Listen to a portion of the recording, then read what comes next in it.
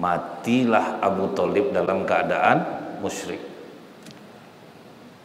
Rasulullah menadahkan tangan ke langit, ya Allah, ampunilah dosa pamanku. Banyak jasanya terhadap Islam. Dia rawat nabimu hingga dewasa. Saat ini dia telah wafat, ya Allah, ampunilah dosa-dosa.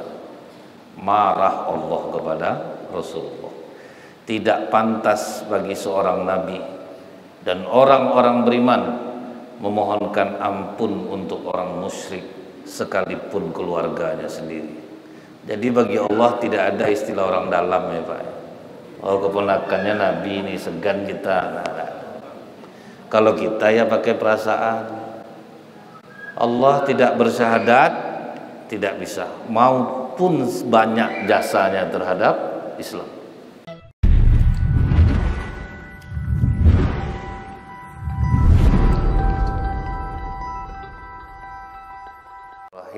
Assalamualaikum warahmatullahi wabarakatuh. Innal hamdalillah nahmaduhu wa nasta'inu wa nastaghfiruh wa na'udzu billahi min syururi anfusina wa min sayyiati a'malina may yahdihillahu fala mudhillalah wa may yudlil fala hadiyalah. Asyhadu an la ilaha illallah wahdahu la syarikalah wa asyhadu anna Muhammadan abduhu wa rasuluh. Allahumma sholli wa sallim wa barik ala hadzal nabiyil karim wa ala alihi wa sahbihi ajmain. Bapak-bapak pengurus masjid yang saya hormati, alim ulama, tokoh masyarakat, cerdik pandai, Bapak Ibu, orang-orang tua yang saya muliakan, hadirin hadirat yang semoga kita semua senantiasa dirahmati oleh Allah. Bersyukur kita kepada Allah dan mengucapkan alhamdulillahirabbil alamin. Allah beri Bapak Ibu kesehatan, dapat berpuasa sunnah hari ini, dan mudah-mudahan puasa Bapak Ibu diterima oleh Allah, diganti dengan pahala yang sebesar-besarnya. Bersolawat kita kepada Rasulullah sallallahu alaihi wasallam dengan ucapan Allahumma sholli ala Muhammad wa ala alihi washabbihi wasallim. Semoga dengan ringannya lisan kita ini bersolawat, kita mendapatkan syafaat di yaumil akhir kelak. Melanjutkan kajian kita dalam kitab Bilik-bilik Cinta Rasulullah SAW karya Dr. Nizar Abbasah.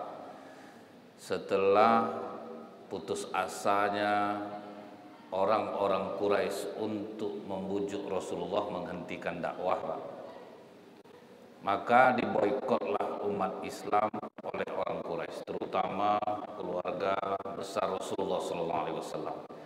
Jadi baik yang ikut Rasulullah ataupun yang masih tetap dalam kejahiliahannya, asal keluarga besar Rasulullah diboikot semuanya, termasuklah paman Rasulullah, Abu Thalib. Dan tidak sebentar pemboikotan ini, Pak, sampai lebih kurang selama 3 tahun lamanya. Jadi dalam 3 tahun itu harta Ummul Mukminin Khadijah itu, Pak, pengakuan pedagang Arab, dikumpulkan seluruh harta pedagang Arab itu sama dengan satu harta Ummul Mukminin Khadijah. Itulah kekayaannya. Tetapi semuanya habis untuk menanggung makan umat Islam selama 3 tahun. Jadi boikotnya itu tidak boleh menikah, tidak boleh berjual beli, tidak boleh bergaul dengan orang-orang Islam. Begitulah susahnya mempertahankan keimanan itu, Pak. Makanya kata Rasulullah, yang aku takutkan kepada umatku ini bukanlah kemiskinan atau kesusahan. Yang aku takutkan itu ketika dunia dibentangkan. Jadi kalau umat Islam itu susah, dia imannya tambah kuat. Jadi walaupun diboikot selama 3 tahun tidak ada yang goyang satu pun. Tapi kalau udah senang hidup, disitulah mulai kita ini goyang keimanan. Jadi ini berlaku. Makanya kita yang hidupnya senang, supaya jangan sampai kebablasan dengan kemewahan itu, banyak-banyaklah bawa harta kita itu ke akhirat. Nah itulah obatnya. Jadi selama 3 tahun diboikot itu, yang membuat bebasnya itu Pak, Abu Thalib dibisiki oleh Rasulullah SAW. Paman, katakan kepada orang Quraisy bahwa surat perjanjian itu telah batal. Surat pemboikotan sudah batal disebabkan kertas perjanjian itu sudah dimakan oleh rayap. Dan yang tidak dimakan rayap cuman nama Allah. Kalau aku salah, serahkan aku kepada mereka, terserah mereka mau ngapain aku. Tapi jika aku betul, tolong bebaskan dari pemboikotan ini. Nah, jadi datanglah Abu Thalib ke orang Quraisy. Keponakanku Muhammad mengatakan bahwa surat perjanjian itu sudah batal disebabkan telah dimakan rayap kecuali hanya nama Allah. Kalau keponakanku benar, bebaskan dia dari pemboikotan ini. Kalau keponakan aku tidak benar, kami akan serahkan dia kepada kalian, terserah mau kalian apakan. Semangatlah orang Quraisy dengarnya. Ayalah. Mereka percaya diri disebabkan di Ka'bah tidak ada rayap. Yang kedua, dijaga 24 jam surat perjanjian itu. Tahunya pas dibuka ternyata Rasulullah benar. Kertas perjanjian itu sudah dimakan oleh rayap dan yang tinggal hanya nama Allah. Terbebaslah umat Islam dari pemboikotan itu karena keajaiban yang diberikan oleh Allah. Jadi walaupun para sahabat Rasulullah ibadahnya kuat, iman mereka kuat, tetapi tetap diuji oleh Allah. Bayangkan kelaparan 3 tahun Pak, kurang ibadah apa Rasulullah dan para sahabat, kurang baca Quran seperti apa lagi. Jadi bagi orang-orang yang menganggap bahwa kalau kita rajin sholat tuh hidup kita tuh enak, jalan tuh mulus, nah ini stres dia nanti nih Pak. Jadi begitu doanya tidak dikabulkan, dah setahun sholat duha dan tidak juga dapat kerja Pak. Matilah situ, tidak usah sholat duha lagi, percuma ya. Baca surah Al-Waqiah tiap malam tidak juga kaya. Kalau ini yang dituju Pak, kecewa. Sedangkan Rasulullah aja dan para sahabat kurang apa ibadahnya 3 tahun Pak, kelaparan. Karena uang Ummul Mukminin Khadijah habis. Jadi sampai di detik-detik ke-3 tahun itu banyak yang makan daun. Lepas dari pemboikotan, jatuh sakit langsung Abu Thalib, jatuh sakit pula Ummul Mukminin Khadijah. Jadi serentak sakit. Nah, waktu Abu Thalib sakit itulah dibujuk oleh Rasulullah. Paman, kau syahadat aja paman, aku yang menjadi penjaminmu di sisi Allah, kau akan masuk surga paman. Itu dibujuk oleh Rasulullah. Datang Abu Jahal sama Abu Umayyah. Jangan kau ucapkan kalimat itu Abu Thalib. Lebih tua agama kita daripada agama Muhammad. Apakah kau mau meninggalkan agama nenek moyang kita? Naiklah keegoan Abu Thalib tadi Pak. Merasa malu dia sebagai tokoh harus menerima Islam. Akhirnya Abu Thalib menggelengkan kepalanya ke Rasulullah dan dia tidak mau bersyahadat. Matilah Abu Thalib dalam keadaan musyrik.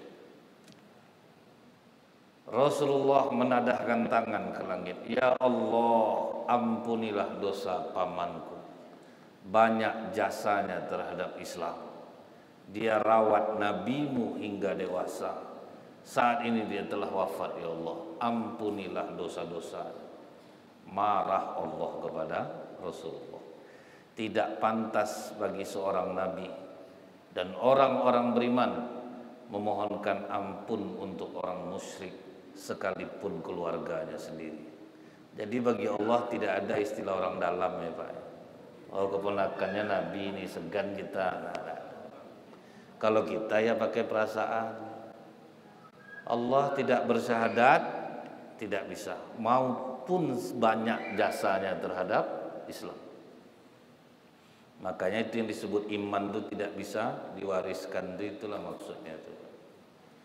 Kalau iman bisa diwariskan, Bisalah Abu Thalib ini mengucapkan syahadat. Orang lain didakwahi masuk Islam, paman sendiri besar jasanya tidak mau bersyahadat.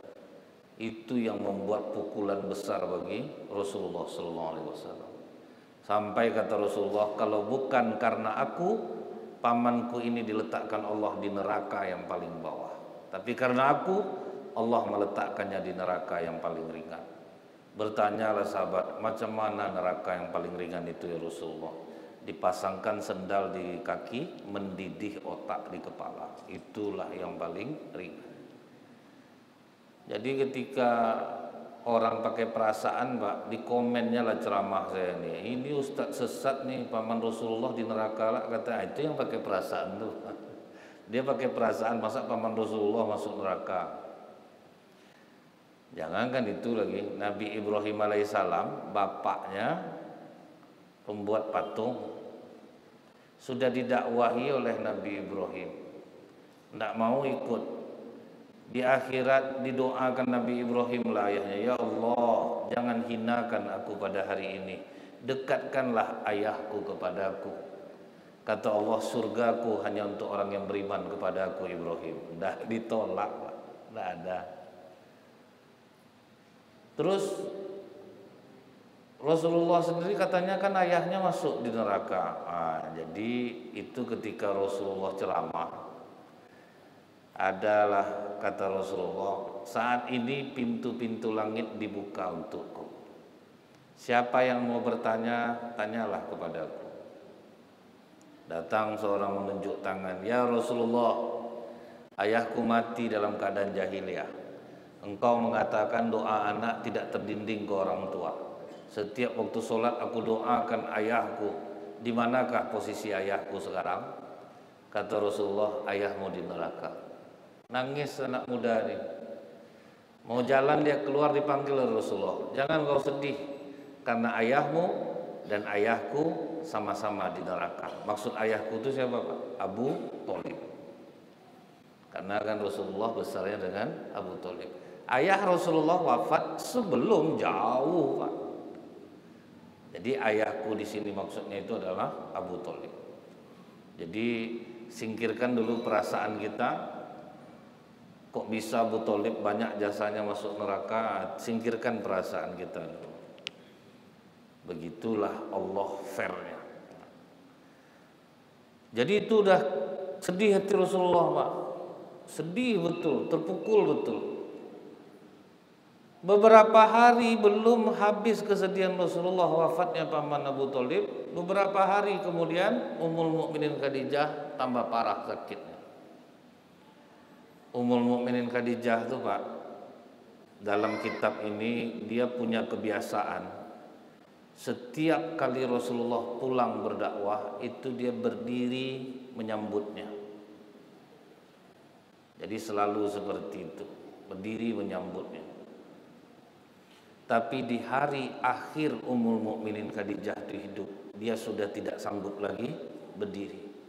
Jadi begitu Rasulullah pulang, Ummul Mukminin Khadijah menggigil ingin menyambut Rasulullah, tapi sudah tidak mampu lagi berdiri, dikejar oleh Rasulullah. Jangan berdiri Khadijah, duduk saja. Langsung Ummul Mukminin Khadijah menangis berurai air mata. Ditanya oleh Rasulullah, wahai Khadijah, apakah kau menyesal bersuamikan aku? Makanya kau menangis. Dulu kau kaya raya dan terpandang. Semenjak kau menikah dengan aku, kau tidak lagi dihargai orang dan hartamu habis. Dijawab oleh Ummul Mukminin Khadijah, tidak ya Rasulullah, aku menangis karena aku melihat perjuanganmu masih panjang, sementara aku tidak punya harta lagi untuk menolongmu. Jika aku mati lebih dahulu darimu ya Rasulullah, dan kau akan menyeberang lautan untuk berdakwah, tolong gali kuburku, susun tulang belulangku, injak ya Rasulullah, jadikan jembatan. Itu yang tidak pernah bisa dilupakan oleh Rasulullah. Kalau sekarang perempuan kalau dia mati duluan, pesannya ke suaminya, abang kalau aku meninggal jangan coba nikah. Sempat nikah abang gentayangan aku tiap malam tengok lah, aku Aku takut kan, duduk aku di atas lemari itu pindah aku di gorden. Tapi Ummul Mukminin Khadijah ini Pak, yang disedihkan itu duitnya udah tidak ada lagi untuk nolong. Jadi langsung dua kesedihan hanya dalam jarak beberapa hari. Sedih betul Rasulullah.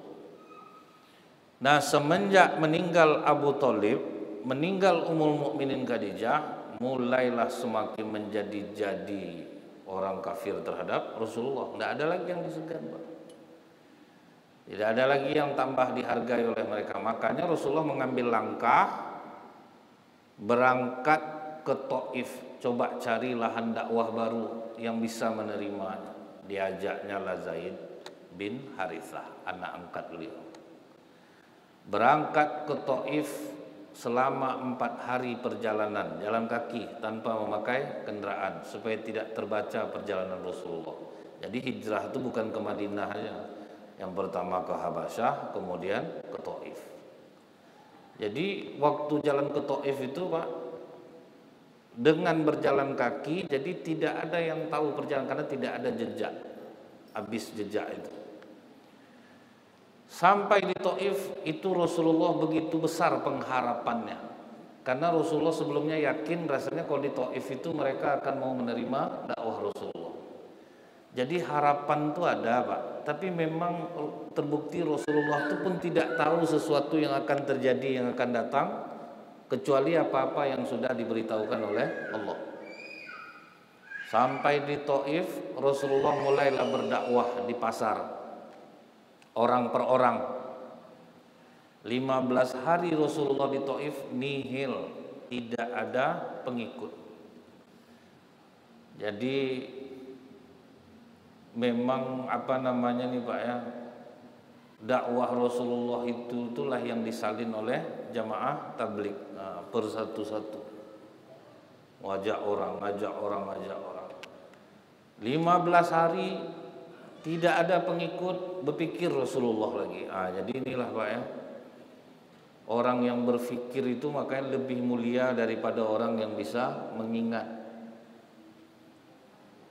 Ada dulu acara Who Wants to be a Millionaire, kan dikasih pertanyaan tuh Pak, jawab, sampailah hadiah paling tinggi 1 miliar. Seorang pengusaha dan anak buahnya menonton acara itu. Semua pertanyaan terjawab oleh peserta ini.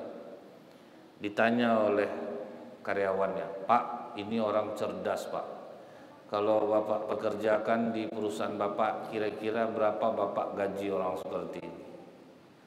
Kata bos ini, saya gaji dia 100.000 rupiah, bukan untuk sebulan, tapi selamanya. Loh, kan dia cerdas Pak. Dia menggunakan otaknya hanya untuk mengingat, bukan untuk berpikir. Yang saya butuhkan di perusahaan saya orang-orang yang berpikir. Itu beda tuh Pak, mengingat dan berpikir itu beda. Makanya Rasulullah berpikir dia, apa jalan yang lain lagi nih untuk berdakwah? Yang paling mudah itu kumpulkan kepala sukunya, didakwahi kepala sukunya ini. Kalau sempat nerima kepala sukunya itu ngikut semua anggotanya. Dicoba pula dengan cara seperti ini, didakwahi oleh Rasulullah kepala suku, mulai masam muka mereka. Terasa oleh Rasulullah ini sudah tidak kondusif lagi.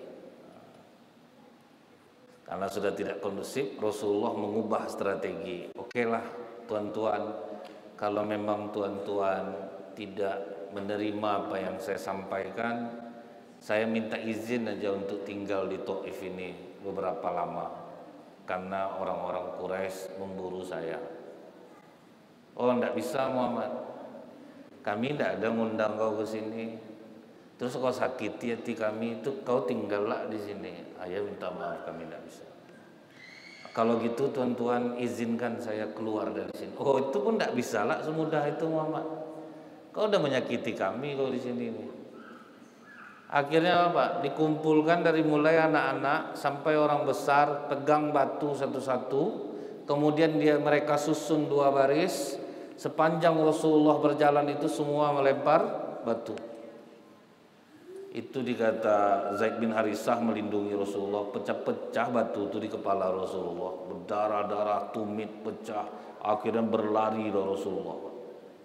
Dan jaraknya itu diukur, Bu, dari tempat dia dilempar sampai ke kebun anggur milik Saibah itu sekitar 4 km. Sprint, dikejar, diburu.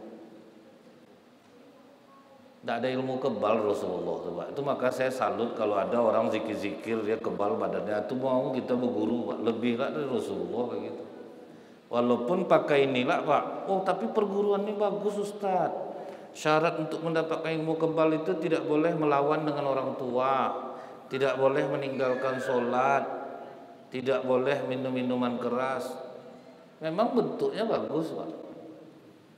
Nah, inilah yang sedang saya bahas, kitabnya judulnya Talbisul Iblis di Masjid At-Thaibah.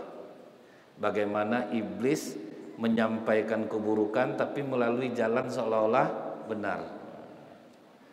Misalnya, Pak, bapak curi uang orang tapi niat bapak baik, mau bangun masjid, Pak, tanggung royal. Itu talbis iblis nama itu.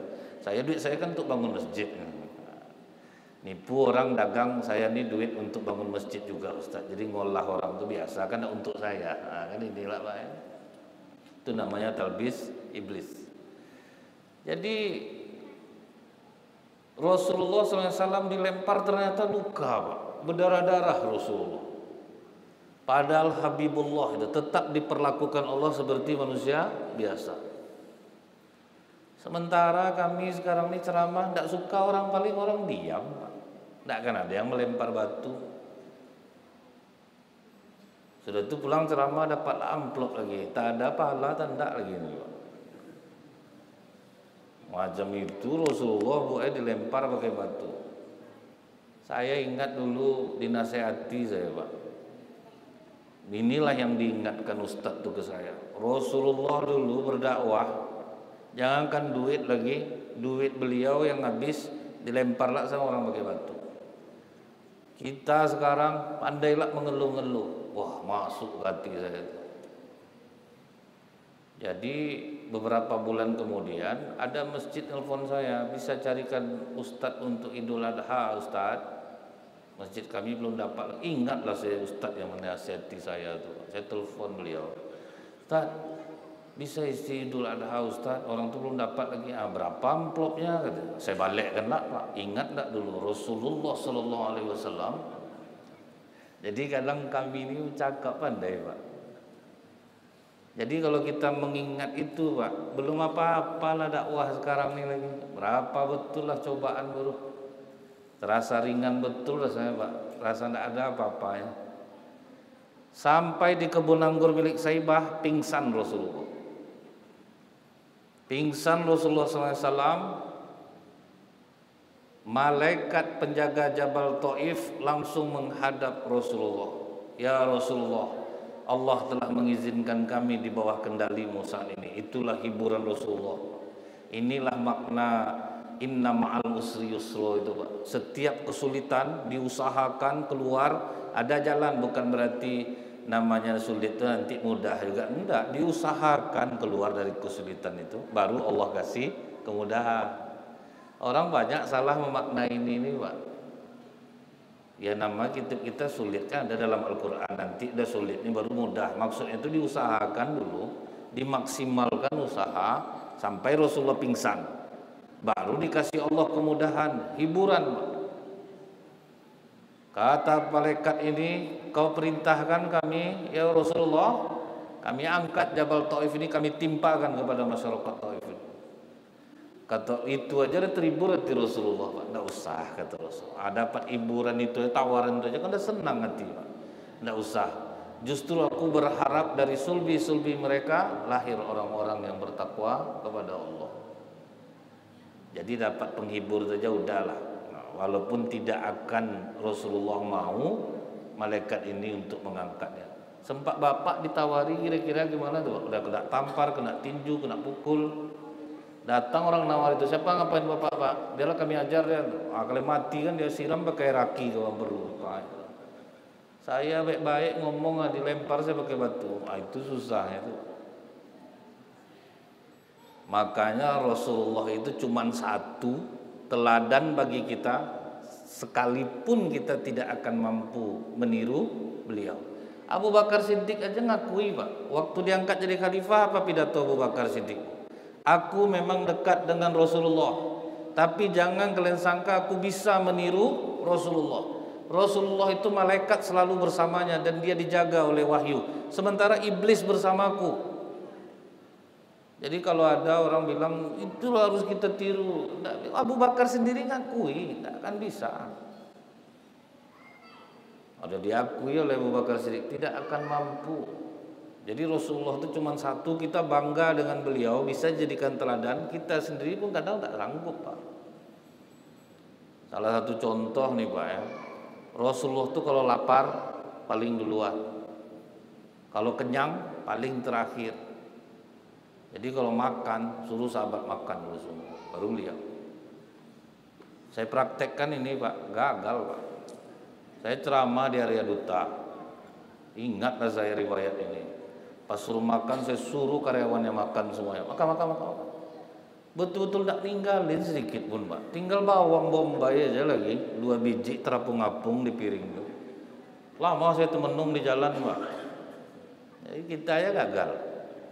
Rasulullah itu minum setelah makan jauh jaraknya, makan aja dulu. Terbukti secara ilmiah sekarang ini, orang yang menjarakkan makan dengan minum tidak akan kena begah perutnya. Sudah ceramah saya makanlah sama jamaah, tercukik saya, Pak Haji tolongin, ingat kaji tadi Ustaz, jarak kan makan tuh. Tak bisa, Pak. Rasulullah ketuk pintu malam pulang 3 kali, tidak dibukakan, tidur depan. Ada yang sanggup nggak, Pak? Nggak akan ada, yakin. Udah ditelepon, sambil ngetok pintu, telepon ini mainnya terus tuh, Pak. Nggak juga dibukakan, mengamuk tuh, dilemparnya atap rumah pakai batu. Sampai istri bang kena marah, kemana pergi telinga tuh, tidur macam orang mati. Coba Rasulullah kok 3 kali ngetok, nggak apa, tidur depan tuh. Jadi itu, Bu, ya. Kesabaran Rasulullah itu tidak akan ada yang bisa, Pak, rasanya tidak akan ada. Dan itu lahir batin, bukan di mulut aja. Kalau kita kan bisa aja pencitraan, Pak, kan. Sama dengan ada ustadz, dia bawa anaknya ribut di depan orang ramai. Sayang, diam ya nak ya, diam. Papa lagi ceramah, diam ya. Datang anak saya, tengok sama papa ustadz tuh, ramah dia sama anak, depan orang, nak. Di rumah kena belalak mata ya. Kalau sempat papa pun pasti gitu juga tuh, diam ya sayang, depan orang. Di rumah ribut, bikin malu. Kadang kita lah yang kena, papa tidak ada macam itu. Kadang menyuruh tuh mau marah, itu depan orang, nak. Udah mainan kami, udah tahu kami. Kalau anak-anak ribut, wah buat sabar gitu, jangan ya sayang ya. Asli tidak ada macam. Saya ingat dulu ada ustadz ceramah tentang rumah tangga Rasulullah, senyuman Rasulullah, kebaikan Rasulullah kepada istri. Ada bapak-bapak duduk balik tiang tuh, Pak, ketawa aja kerjanya. Padahal enggak yang lucu, Pak, enggak ada yang diketawakan. Saya curiga sama bapak tuh. Saya tanya, Pak, ngapa bapak ketawa? Ustaz serius nyampaikan. Tetangga saya Ustaz tuh pemukul sama istri itu, tahu lah saya. Itulah kadang, Pak, ya. Apa hiburan Rasulullah yang kedua, Pak? Setelah ditawari mau dihancurkan Taif, Rasulullah menolak. Ada budak orang kampung Nineveh namanya, Bu. Itu kampung Nabi Yunus bin Matta alaihissalam. Dia jadi budak saibah. Dia ngantar makan sama minum. Duduk sama Rasulullah. Ditanya Rasulullah, kau dari mana? Aku dari Nineveh, Rasulullah. Wah, itu dari tempat saudaraku Yunus alaihissalam. Kau tahu tentang Nabi Yunus? Diceritakan oleh Rasulullah. Tertarik dia, Pak. Akhirnya bersyahadatlah budak ini. Senang hati Rasulullah. Sama dengan kita jualan, Pak. Tidak ada jual beli, tuh nanya orang, nanya aja udah senang hati, Pak. Tapi marketing Rasulullah itu marketing langit, Pak, yang disampaikan kebaikan. Kalau kita kan marketing bumi yang menyenangkan hati seperti itu. Udah senang hati Rasulullah. Sudah itu jalan pulang sampai namanya di lembah Wadin Nakhlah. Dapat lagi Rasulullah hiburan. Rasulullah sedang baca Quran sendirian, sudah itu disampaikan Allah lah dalam surah Al-Jin. Ketika engkau membaca Al-Quran, ramai jin berbondong-bondong di Wadin Nakhlah itu. Dari sini kita tahu ternyata Rasulullah juga tidak bisa lihat jin. Jadi kalau ada yang bisa lihat jin, Pak, berarti itu lebih daripada Rasulullah. Kadang Bang Galak tuh, anak saya itu Ustaz nampak-nampak aja dia. Di ruqyah lah anak bapak itu tuh, Pak. Dia banggalah anak punya kelebihan, kata anak saya itu indigo. Yang bahaya itu anak IndiHome, Bu. Itu tahu dia semua, Pak. Kalau indigo itu apalah tuh, nengok-nengok anak-anak IndiHome, Pak. Berita tahu dia. Apa lengkap semua. Itu yang ditakuti itu. Jadi jangan bangga anak bisa nampak-nampak tuh punya dia kalau kehebatan mata tuh ada orang duduk di sana, harus diruqyah tuh. Karena Rasulullah sendiri tidak bisa melihat jin. Tapi katanya Rasulullah pernah mau ngikat jin di dinding masjid. Dibaca Rasulullah doa Nabi Sulaiman, tidak diizinkan Allah, Pak. Itu mukjizat Sulaiman, tidak untukmu. Jadi Allah tuh ngajarkan, Bu, masing-masing orang tuh punya zaman, punya lahan dakwah. Jadi tidak bisa doa Nabi Sulaiman itu dibaca oleh Rasulullah SAW. Tambah terhibur hati Rasulullah, ternyata ramai berbondong-bondong jin masuk Islam tanpa setahu Rasulullah SAW. Manusia dikasih tahu nak mau ikut, jin akhirnya yang masuk. Makanya kita masuk masjid tuh, Pak, badan harum, mulut kita harum, karena yang sholat bukan dari kalangan manusia saja. Malaikat rahmat ikut dia sholat, rombongan jin ikut sholat. Apa yang mengganggu anak cucu Adam, malaikat juga terganggu.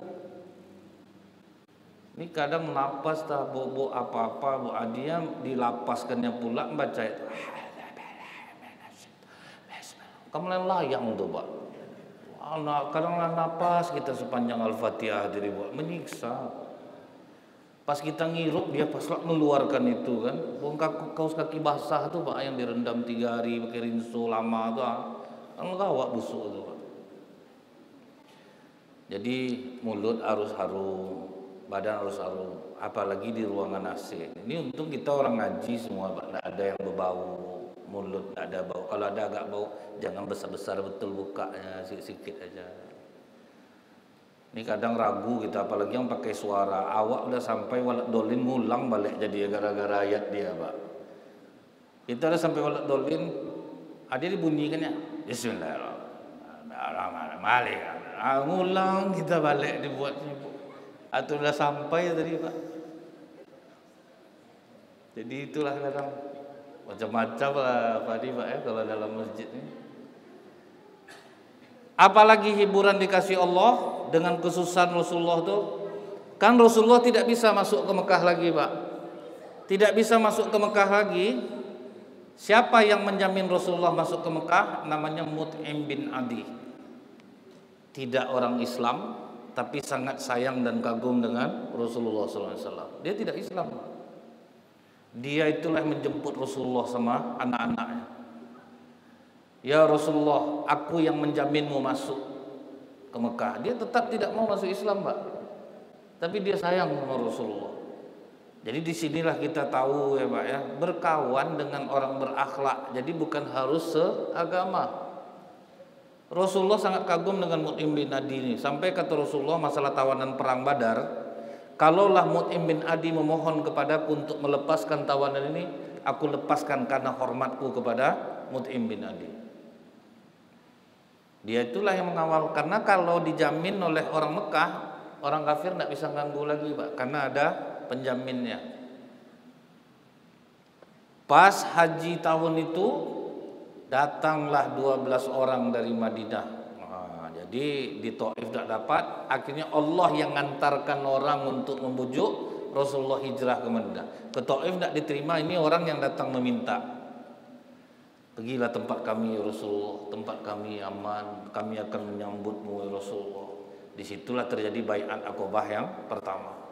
Yang kedua datang sampai 72 orang. Jadi rezeki di antara Allah itulah maksudnya. Penting kita upayakan dulu, diusahakan dulu, jangan mengeluh, jangan banyak kesedihan-kesedihan, telan semua kepahitan itu, jangan buruk sangka sama Allah. Yang namanya susah itu Pak, kadang justru mengandung kebaikan di masa depan. Disitulah kita mengingat balik ya juga dulu aku payah dikeluarkan Allah dari masalah, terus ada keluarkan dari masalah. Datang yang kedua, terjadi baiat Aqabah yang kedua. Mereka berjanji, kami akan menjagamu ya Rasulullah seperti kami menjaga anak dan istri kami sendiri. Barulah pas hijrah yang kedua itu Pak, dengan rencana yang matang. Tidak sama lagi macam Taif main pergi-pergi gitu aja.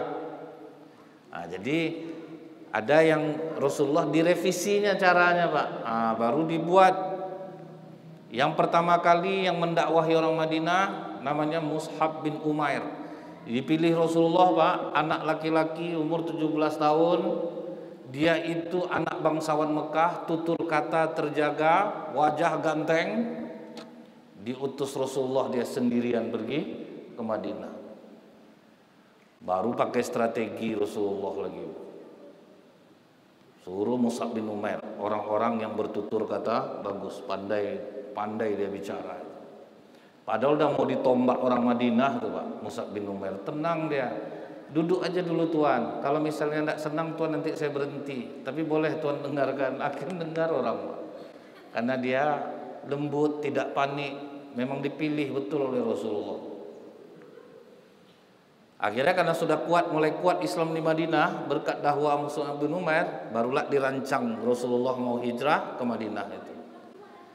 Yang lain dulu pergi, semua pergi, tinggallah Rasulullah SAW dengan Abu Bakar Siddiq, Ali bin Abi Thalib masih tinggal. Kenapa Rasulullah masih tinggal? Karena beliau itu masih banyak ditumpangi orang-orang Quraisy barang-barang dagangan. Itulah anehnya orang Quraisy itu Pak. Tidak mengakui Rasulullah sebagai Nabi, tapi percaya menitipkan barang kepada Nabi. Setelah diatur semuanya, nanti siapa yang menghapus jejak, siapa yang mengirim berita, siapa yang menyampaikan makanan, strateginya jangan langsung arah ke Madinah, kita ke Gua Seru, itu dirancang semuanya. Baru pakai perencanaan. Jadi itu tahapnya Pak. Jadi kadang kita ini pun segala sesuatu itu ternyata direncanakan itu bagus Pak. Dibuat perencanaan ini tahapnya. Nah setelah itu barulah Rasulullah SAW berangkat. Setelah meninggalkan Ali di rumah, berangkat Rasulullah dengan Abu Bakar Siddiq. Jadi Abu Bakar menceritakan itu setelah Rasulullah wafat. Apa kata Abu Bakar Siddiq radhiyallahu anhu kepada Umar bin Khattab? Tidak ada siang dan malamku yang paling indah dalam hidupku Umar, selain ketika aku hijrah bersama Rasulullah SAW. Begitu sampai di Gua Sur, cintanya Abu Bakar Siddiq itu Pak, apa katanya Rasulullah? Jangan masuk dulu ya Rasulullah, biar aku memeriksa ke dalam. Aku takut jika ada hal-hal yang membahayakan bagimu. Kalau ada hal yang membahayakan, biarlah aku yang kena, asal jangan engkau. Padahal Abu Bakar itu Pak, donatur besar. Dia yang membiayai perjalanan, tapi dia juga menyerahkan jiwanya kepada Islam. Kalau kita kalau udah banyak nyumbang kan standby Pak. Seganlah orang bawa, enggak salah bawa bapak itu lagi segan kita, dia udah banyak nyumbang, kan gitu ya Pak ya. Yang bapak itu gitu juga, aku udah nyumbang, aku juga lagi kalian bawa, parah kalian nih. Aku kalau duit bisa aku, kan gitu biasa Pak. Tapi Abu Bakar udahlah dia nyumbang, dia ikutlah pergi. Maka kata Rasulullah itu, sahabat sehebat apapun umat Islam di masa yang akan datang beribadah, nilainya sama dengan tidurnya sahabatku. Jiwa mereka itu yang tidak bisa kita tandingi, Pak. Jiwa mereka itu, mereka nyumbang besar, berkorban. Iya juga Abdurrahman bin Auf nyumbang besar, perang ikutlah tuh, Pak. Itu yang susah untuk ditiru. Karena sahabat tuh punya prinsip apa, Bu? Wahai diri, jika engkau tidak mati di medan juang, engkau juga akan mati di atas ranjang. Itu prinsip mereka, Pak. Jadi lebih baik mati berjuang, karena di ranjang akan mati juga. Kemudian aku masuk ke dalam gua Suritu Umar, dan alangkah terkejutnya aku. Ternyata di gua itu penuh dengan lubang-lubang ular, dan ada ular di dalamnya. Aku buka gamisku, aku robek-robek, aku tutup semua lubang ular itu. Semua sudah tertutup, bajuku sudah tidak ada. Ternyata masih ada 2 lubang lagi di bawah kakiku. Aku tidak punya baju lagi, tinggal bawahan saja. Akhirnya aku tutup lubang ular itu menggunakan kedua telapak kakiku. Setelah itu aku katakan, ya Rasulullah, sudah aman, masuklah ya Rasulullah. Dan karena posisi Abu Bakar gelap, Rasulullah dari terang, nampak olehku Umar betapa letihnya wajah Rasulullah. Aku katakan kepada Rasulullah, tidurlah di atas pangkuanku. Padahal kaki sedang menutup lubang ular. Itu duduk yang paling tidak nyaman tuh, Pak. Rasulullah pula di atas pangkuannya. Itulah hari terindah dalam hidupku Umar, ketika kepala Rasulullah di atas pangkuanku. Bapak sesayang apapun sama istri, tidak akan mau Bapak. Baru 2 menit, tegak, berat. Tak apa-apa yang mama makan yang berat, tak tentu arah. Sebentar, tahan, Pak. Ini ya sahabat, kan sahabat tuh duduk tidur di atas pangkuannya. Malam hari menjelang, Bu, rupanya bergerak kaki Abu Bakar Siddiq, langsung dipatuk oleh ular tuh, Pak. Apa kata Abu Bakar? Sekujur tubuhku mampu menahan sakitnya gigitan itu, tapi mataku tidak bisa. Ditahannya sakitnya mata, tidak sanggup. Turunlah air mata, jatuh ke pipi Rasulullah. Terkejut Rasulullah terbangun. Sebab apa, Pak? Padang pasir itu siang panas betul, malam dingin betul. Air mata ini terbagi 2, Bu, dalam ilmu psikologi. Air mata karena bahagia itu dingin. Anak nikah kan nangis tuh, haru dapat duit nangis, naik jabatan nangis, itu nangis bahagia, itu dingin air matanya. Tapi kalau kita sakit, ketakutan, benci, marah, nangis, itu panas, Pak. Jadi karena Abu Bakar sedang sakit, yang keluar panas, menetes ke pipi Rasulullah yang dingin, tentu terbangun. Jadi kalau kita membedakan orang sedang sedih atau bahagia itu dari air mata, ya itu tandanya, Pak. Ada bapak kematian istri, Bu, nangis, dipeluknya foto istrinya itu. Tiap orang dijelaskannya, ini foto istri saya. Pas saya datang, Ustaz, dipeluknya rasanya terasa sama saya, dingin air mata bapak tuh, Pak. Bahagia tuh nih itu.